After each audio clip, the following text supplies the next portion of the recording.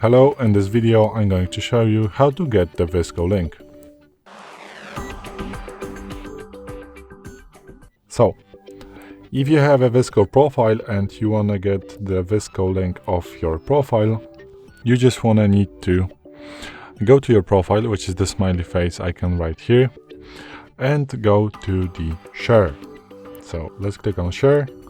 And as you can see, you can now copy the link. And this is also going to work the same on the iPhone. You are going to get the link right back, like that, sorry, because I'm using the Android, but on the iPhone it works the same. So this is it. Now you can get the link, paste it to your bio on Instagram, or you can just even share your profile through the Instagram. So this is it. Thanks for watching. I hope this video helped you. If it did, please leave a like and consider to subscribe to our channel. Bye.